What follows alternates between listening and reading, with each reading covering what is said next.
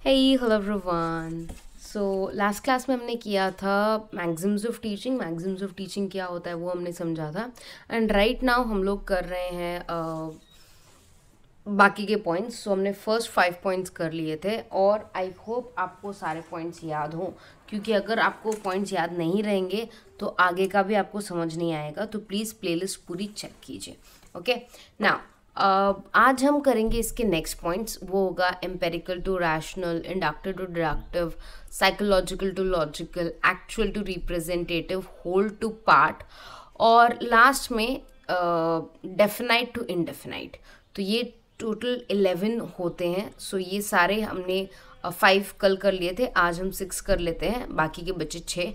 तो कि ताकि हमारा मैक्सिम्स ऑफ टीचिंग कंप्लीट हो पाए। सबसे पहले एक रिकैप ले लेते हैं। रिकैप के लिए ऑफ कोर्स हमने क्या किया था, we started with the basic contents, जो कि हमने सबसे सिंपल से स्टार्ट किया था, फ्रॉम नोन टू अननोन, फिर simple to complex, concrete to abstract, analysis to synthesis और लास्ट में पर्टिकुलर टू जर्नल। ये 5 पॉइंट्स हमने कर लिए थे। इसको मैंने एक्सप्लेन कर दिया था और आपसे रिक्वेस्ट की थी कि आप इसको याद भी रखें। अब आज का हमारा पॉइंट है point number 6, empirical to rational. Empirical का मतलब क्या होता है, रैशनल का मतलब क्या होता है। रैशनल मतलब लॉजिकल, तर्क। रैशनल मतलब जिसमें तर्क लगता है, आपका तार्किक। तो जब हम तर्क की बात करते हैं या रैशनल की बात करते हैं तो उसमें एक कॉज एंड इफेक्ट रिलेशन आता है। आप तर्क लगाने की कोशिश करते हो कि ये क्यों हो रहा है, ये किस तरह से हो रहा है, ये क्या हो रहा है, ऑल दैट। तो यहाँ पर क्या है, आपको लॉजिक लगा रहा हो, बट लॉजिक लगाने से पहले आप सारी चीज़ों को एम्पेरिकल वे से देखते हो। एम्पेरिकल मतलब एक्सपीरियंस। जब आप किसी भी चीज़ को अपने अनुभव से समझते हो, तो यहाँ पर सबसे पहले बच्चा अनुभव प्राप्त करता है। कैसे? वो ऑब्जर्व करता है, सारी चीज़ों को देखता है, महसूस करता है, उसके ऊपर ध्यान लगाता है और अनुभव करता है फाइनली। अब अनुभव एक पहला चीज़ है जो बच्चे के दिमाग में या बच्चे के कॉग्निटिव सेंस में आता है।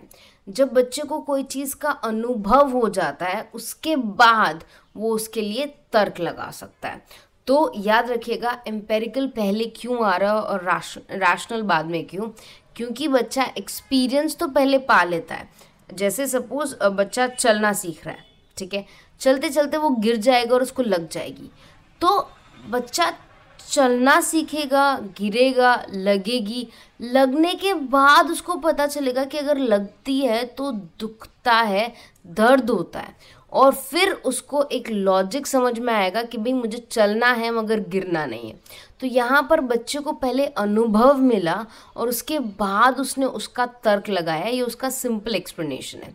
तो आप इसी तरह से याद रख सकते हैं कि पहले मुझे अनुभव मिलेगा, उस अनुभव से मैं सीखूंगा या सीखूंगी और फिर तर्क लगाऊंगा। ठीक है, तो ये है आपका एम्पेरिकल टू रैशनल। एम्पेरिकल मतलब जब आप अनुभव से सीखते हैं और रैशनल मतलब जब आप लॉजिक लगाते हैं, तर्क लगाते हैं। इसका नेक्स्ट पॉइंट है इंडक्शन टू डिडक्शन। ये एकदम लास्ट में मैं बताऊंगी क्योंकि ये सबसे ज़्यादा कॉम्प्लिकेटेड मुझे लगता है। हम अब कर लेते हैं साइकोलॉजिकल टू लॉजिकल। ये बहुत ईजी है।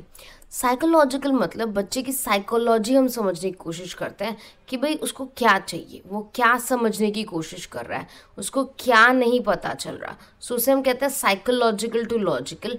तो जब हम साइकोलॉजी की बात करते हैं, ठीक है, तो यहाँ पर हम बच्चे की सोच के बारे में बात कर रहे हैं, हम बच्चे के रिएक्शंस के बारे में बात कर रहे हैं, हम बच्चे के इंटरेस्ट। जैसे psychology approach takes into consideration the pupils, उसका इंटरेस्ट, उसकी एबिलिटी, उसका एप्टीट्यूड, डेवलपमेंट, ये सारी चीज़ें बच्चे के मनोविज्ञान में आता है, जो है रुचि, क्षमता, योग्यता, विकास, ज़रूरत। ये सब बच्चे की साइकोलॉजिकल नीड्स होती हैं। मतलब वो बच्चे के एक दिमाग में ये चीज़ रहेंगी ही रहेंगी।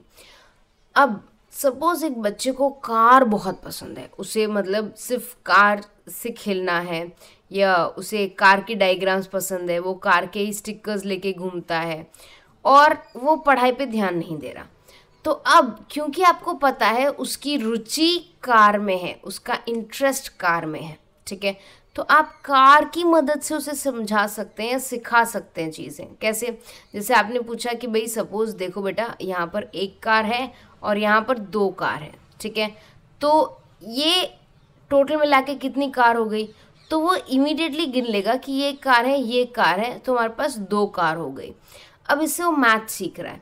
तो यहाँ पर क्या हो रहा है, आप उसके मनोविज्ञान को यूज़ कर रहे हो ताकि उसको तर्क मिले। इसका मतलब you are using the psychological needs of a person to make them understand the logical steps in orders. तो यहाँ पर बच्चे की हम साइकोलॉजी समझने की कोशिश करते हैं कि उसका इंटरेस्ट किस में, स्पेशली स्मॉल बच्चों में, मतलब छोटे बच्चों में, जहाँ पर बच्चे बहुत जल्दी उनका ध्यान इधर उधर भटक जाता है, जहाँ पर वो सॉरी जहाँ पर वो पढ़ाई पे उतना फोकस नहीं कर सकते या नहीं कर पाते। तो उस टाइम पे हमें बच्चों को ऐसी चीज़ों से समझाना चाहिए या ऐसी चीज़ों की मदद लेके समझाना चाहिए जिसमें बच्चे की खुद की रुचि हो। तो ये ही है मनोवैज्ञानिक से तार्किक। So it is psychological to logical. Next है हमारा, ये आप प्लीज़ पूरा पढ़ लीजिएगा क्योंकि हर एक लाइन यहाँ पे जो लिखी है वो बहुत ही इंपॉर्टेंट है। फ्रॉम एक्चुअल टू रिप्रेजेंटेटिव, ये भी बहुत ईजी है। अगर आप बच्चे को एक एक्चुअल चीज़ दिखा सकते हैं तो बहुत अच्छा, मतलब 100% सही बात हो जाएगी। बट ज़रूरी नहीं कि आप हर चीज़ एक्चुअल दिखा पाओ, तो आप उसका एक रिप्रेजेंटेटिव दिखाते हो। जैसे अगर सपोज आपको बच्चे को दिखाना है कि भाई इंडिया में ताजमहल है, Taj Mahal is one of the 7 wonders of the world, और वो बहुत बड़ा स्ट्रक्चर है, बहुत ब्यूटीफुल स्ट्रक्चर है, बहुत मेहनत से लोगों ने बनाया है, बहुत सारे कारीगर लगे थे उसमें, बहुत सारा पैसा लगा था। तो अगर आप उसको एक्चुअल ले जाके ताजमहल दिखाओगे तो वो एग्जैक्टली बच्चा देख सकता है, परसीव कर सकता है, हाँ ये बहुत बड़ी बिल्डिंग है, इसमें बहुत ज़्यादा पैसा लगा होगा, बहुत ज़्यादा काम किया हुआ है, बहुत बारीक काम है यहाँ पर। तो एक बच्चे को एग्जैक्टली समझ में आ जाएगा कि हाँ मैं क्या बोलना चाहती हूँ। बट सपोज़ किसी कारणवश मैं उसे आगरा नहीं ले जा सकती, मैं उसे ताजमहल के पास नहीं ले जा सकती, तो मैं उसकी फ़ोटोज़ दिखा सकती हूँ, वीडियोस दिखा सकती हूँ, 3D मॉडल दिखा सकती हूँ कि भाई ताजमहल ऐसा दिखता है। तो ये क्या है, this is actual to representative. अगर आप एक्चुअल चीज़ बच्चे के सामने टेंजिबल तरीके से लाके दिखा सकते हो, बहुत अच्छी बात है। अगर नहीं दिखा सकते तो उसका एक कोई भी स्केच, मॉडल या पिक्चर या रिप्रेजेंटेटिव फॉर्म में, उसका मतलब कोई ऐसी चीज़ जो उसको रिप्रेजेंट करती हो, वो आपको देना चाहिए ताकि आपको समझ में आए या बच्चे को समझ में आए कि वो चीज़ है कैसी। ओके, तो इसे हम कहते हैं actual to representative. Next point है होल टू पार्ट। ये भी बहुत ईजी है, मुझे पता है ये बेसिकली ऑपोजिट है ऑफ एनालिसिस टू सिंथेसिस, क्योंकि एनालिसिस में क्या होता था, हम एक पर्टिकुलर पूरे टॉपिक को पहले कंसिडर करते थे, उसके पार्ट्स बनाते थे और हर एक पार्ट को पहले डिटेल में समझते थे। और सिंथेसिस में क्या होता था, हम सारे पार्ट्स को जोड़कर एक लॉजिक बनाने की कोशिश करते थे। सो ये हो गया, ठीक है। अब हम आगे क्या कर रहे हैं, अभी क्या कर रहे हैं, जस्ट यहाँ पर उल्टा कर रहे हैं। मतलब पहले एनालिसिस से सिंथेसिस था, अब ऑलमोस्ट सिंथेसिस से एनालिसिस हो रहा है। कुछ जगहों पे होल टू पार्ट्स ज़्यादा इंपॉर्टेंट हो जाता है एनालिसिस टू सिंथेसिस के बजाय। अब इसका भी मैं एक एग्जांपल देती हूँ। जैसे बच्चा कभी भी एक कार, जब छोटे बच्चे होते हैं ना, उनको कार बहुत पसंद होती है या बाइक्स या समथिंग लाइक दैट। ओके, तो आपने बच्चे को एक कार दिखा दी, अब उसने ये पूरी एक एंटायर कार को देख लिया, ठीक है। अब जैसे जैसे वो बड़ा होगा, अगर वो मैकेनिकल इंजीनियरिंग में गया या कार डिज़ाइनिंग कोर्स किया उसने, समथिंग लाइक दैट, अब एक बार पूरे कार को देखने के बाद अब वो समझेगा इसके पार्ट्स, लाइक इसमें टायर होते हैं, इसमें बोनेट होता है, इसमें सीट्स होते हैं, इसमें स्टीयरिंग व्हील होता है। वो एक एक पार्ट को बाद में समझेगा, पहले पूरी कार को समझेगा, पहले उसे पता चलेगा हाँ ये एक एंटायर स्ट्रक्चर है, एक कार है जिसमें पेट्रोल डाला जाता है और इसमें हम ट्रैवल कर सकते हैं, बस। बट जब वो एक एक पार्ट्स को समझता है तो उसे और डिटेल में जाना पड़ेगा। इसलिए पहले हमें होल मतलब उसका पूरा स्ट्रक्चर बच्चे को बता देना है और उसके बाद उसके डिटेल्स में जाना है, उसके पॉइंट्स में जाना है।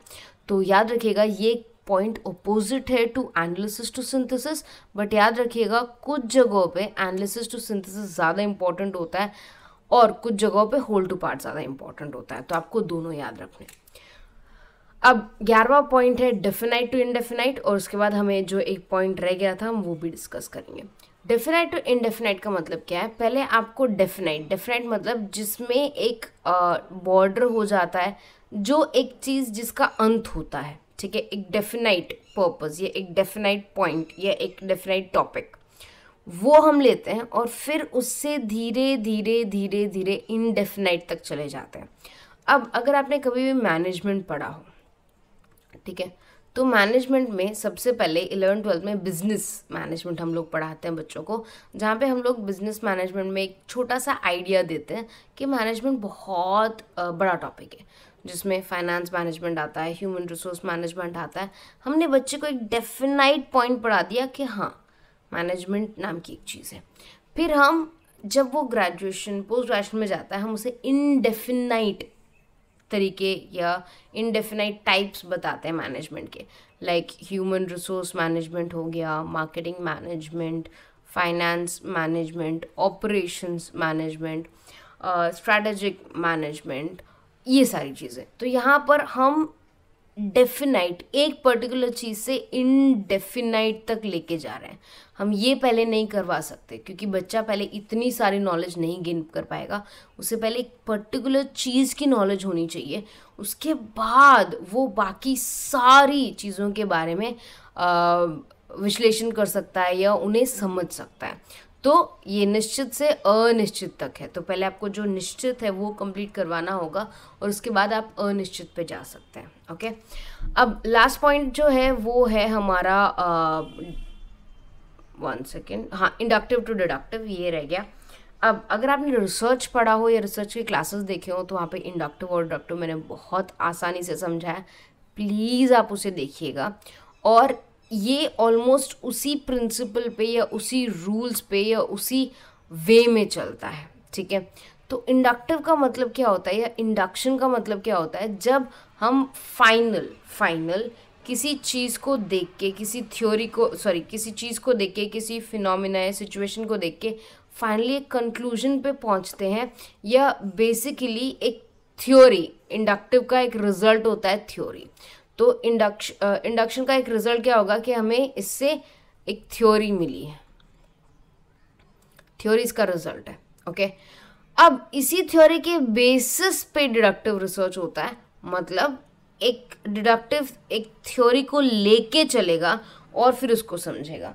इसको ज़्यादा बेटर एक्सप्लेन करने के लिए मैं आपको बोल सकती हूँ, इंडक्टिव टू डिडक्टिव का मतलब क्या होता है। यहाँ पर इंडक्टिव में सपोज जैसे मैंने स्टडी किया कि भाई बच्चों को क्या चीज़ पसंद है, बच्चों को क्या चीज़ नहीं पसंद है, मैंने उसके लिए एक रिसर्च किया। मुझे पता चला कि बच्चों को अगर आप इक्वल ब्रेक्स दें, मतलब जैसे 1 आवर बच्चे ने पढ़ाई की, फिर आपने उसको 10 मिनट ब्रेक दिया, फिर 1 आवर पढ़ाई करवाई, फिर 10 मिनट ब्रेक दिया, तो बच्चे को ज़्यादा याद रहता है, ये पैटर्न ज़्यादा बेटर है। तो जब आपने रिसर्च किया तो फाइनली इंडक्शन के थ्रू या एक पैटर्न के थ्रू आपने क्या किया, एक थ्योरी बना दी। You have made a theory, you have formulated a theory, आपने एक थ्योरी बना दी। अब ये थ्योरी बन गई, that is inductive research. Deductive क्या होगा, वो थ्योरी से ही स्टार्ट करेगा, वो ये जानने की कोशिश करेगा कि मैम ने जो ये थ्योरी दी है वो सही भी है कि नहीं, ये थ्योरी काम भी करती है या नहीं, दैट इज डिडक्टिव रिसर्च। तो यहाँ पर आप इसको आराम से पढ़ लीजिएगा, ये बहुत ही सिंपल है और बहुत ही ईजी है। इंडक्टिव का रिजल्ट होता है थ्योरी और डिडक्टिव का स्टार्टिंग पॉइंट होता है थ्योरी। इंडक्टिव में क्या होता है, हम सिचुएशन, सर्कमस्टांसेस, टॉपिक्स, इन सबको लेके एक थ्योरी बनाते हैं, और डिडक्टिव में क्या करते हैं, उसी थ्योरी को इम्प्लीमेंट करके देखते हैं कि वो थ्योरी सही है या नहीं। फाइन। तो बच्चों को भी हम लोग ऐसे ही समझा सकते हैं, उनके एक्सपीरियंसेस के थ्रू हम एक निष्कर्ष निकलवा सकते हैं और फिर डिडक्टिव में उसी निष्कर्ष पे काम किया जा सकता है। तो आप एक बार पढ़ लीजिएगा, बाई चांस कुछ ना समझ में आए तो पूछ लीजिएगा। और इसको मैं फटाफट आपको रिकैप दे रही हूँ, बहुत ध्यान से सुनिए क्योंकि ये आपके एग्जाम्स में आ सकता है और आपको ये याद भी करना है। तो सबसे पहला है हमारा from known to unknown, second simple to complex, third concrete to abstract, fourth analysis to synthesis, fifth particular to general, sixth empirical to rational, seventh induction to deduction, eighth psychological to logical, ninth actual to representative, 10th whole to parts and 9th definite to 11th definite to indefinite। तो ये 11 points आपको याद रहने चाहिए और ये 11 points पे exam में क्वेश्चन आ सकता है। Fine, bye everyone, take care.